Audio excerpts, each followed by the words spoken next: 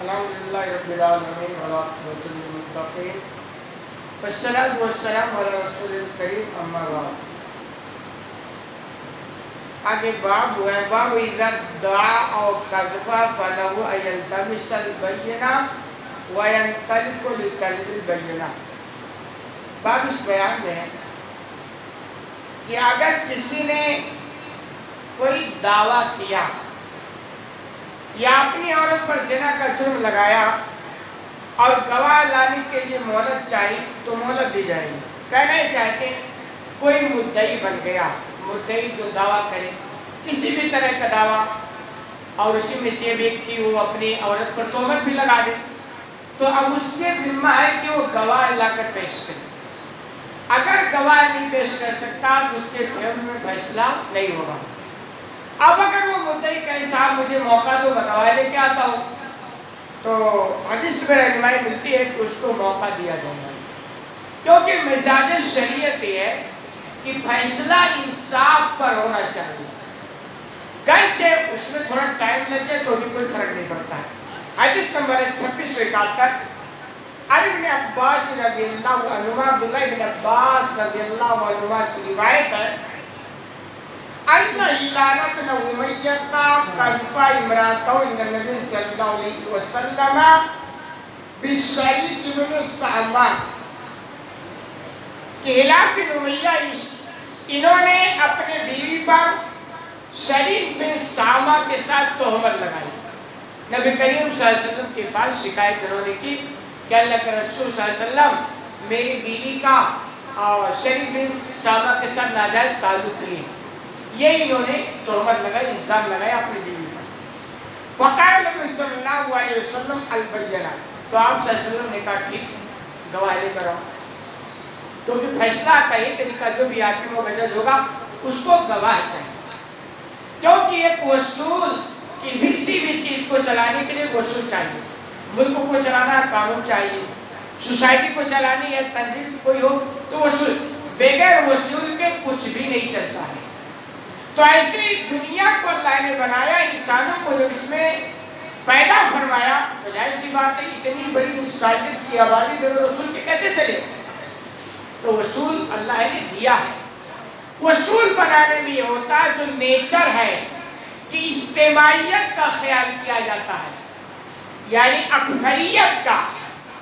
کبھی اس وصول کے چکر میں انفرادی طور پر کسی کی قربانی بھی ہوتی ہے، تو انفراد یعنی فرد کا اس میں خیال نہیں ہوتا، اس میں اجتماعیت کا خیال ہوتا ہے.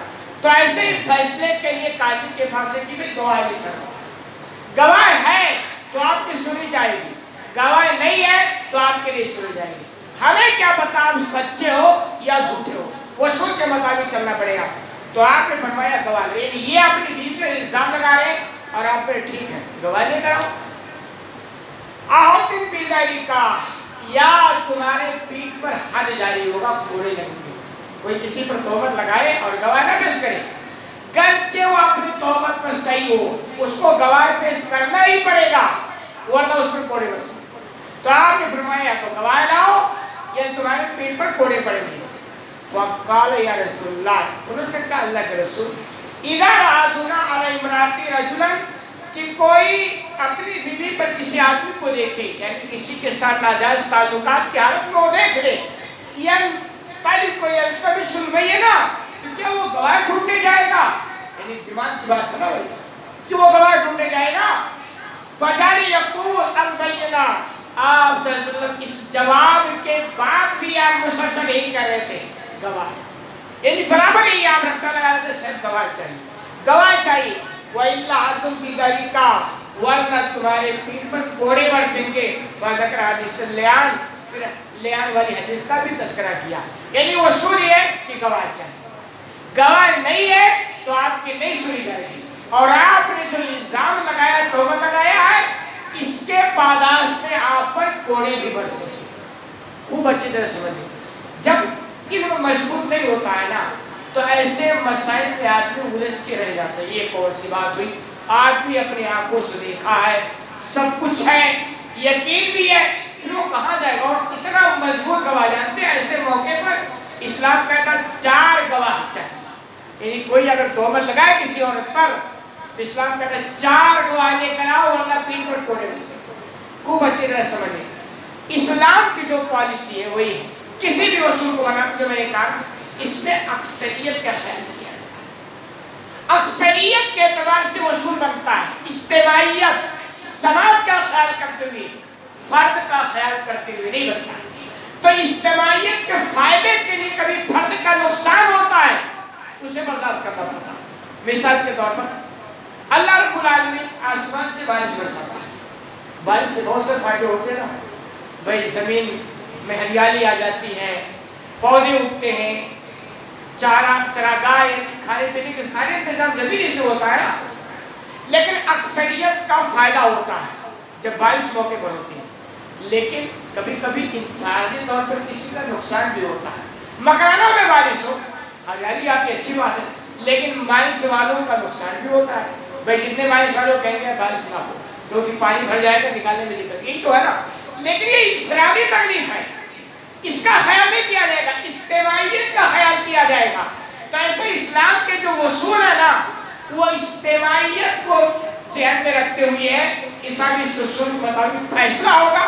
ٹھیک ہے, اس اصول کے اپنانے میں کبھی کبھی ہو سکتا ہے کہ کوئی حق والا اپنے حق سے محروم ہو سکتا ہے, ایسا بھی ہو سکتا, اس کا خیال نہیں کیا جائے. اس لیے اللہ کیا بھی ایک عدالت باقی ہے.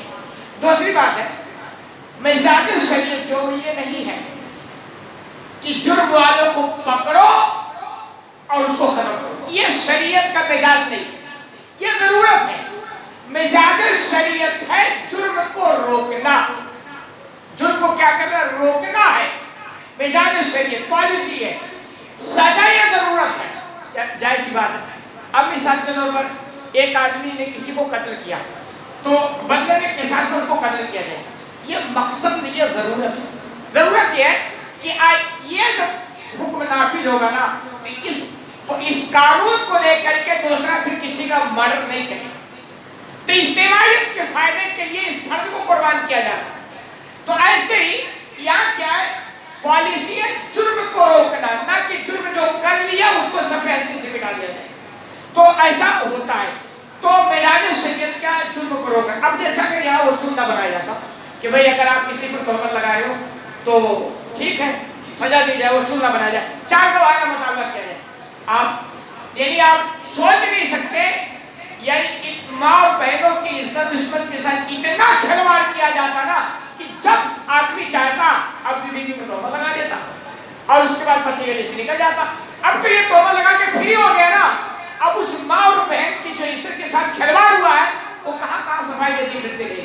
اس لیے اللہ نے اس چیز کو روکنے کے لیے کہا اگر آپ تہمت لگا لو کسی پر تو 4 گواہ ورنہ آپ چپ چاپ بیٹھے ہو. اب کوئی آدمی کہے صاحب میں اپنی بیوی کو اس حالت میں دیکھا ہوں تو کیسے اس کے ساتھ نہیں گزار سکتا ہوں. ٹھیک ہے نہیں گزار سکتے ہو تو اللہ نے آپ کے سامنے طلاق کا بھی آپشن اسی لیے رکھا ہے. یہ تو اوروں کیا مسئلہ ہے نا کہ صاحب آپ طلاق دے نہیں سکتے, جس بھی کنڈیشن میں ہو آپ کو جینا پڑے گا. اسلام کا ایسی کوئی بات نہیں ہے. اگر آپ کی نہیں بنتی ہے اور آپ کا دل گوارا نہیں کرتا ہے اور ہونا بھی نہیں چاہیے تو آپ جدا ہو جاؤ. بیوی کہیں اپنا راستہ دیکھ لے گی تو کہیں اپنا اور دیکھ لو. تو اسلام کے جو اصول بڑے مضبوط ہیں, نیچر کے مطابق ہے. اس پر انگلی اٹھانے والا دنیا کا سب سے بدترین اور بیوقوف انسان ہوتا ہے. اللہ رب العالمین سے دعا ہے الہ العالمین تمہیں کہنے سننے زیادہ عمل کرنے کی توفیق عطا فرما.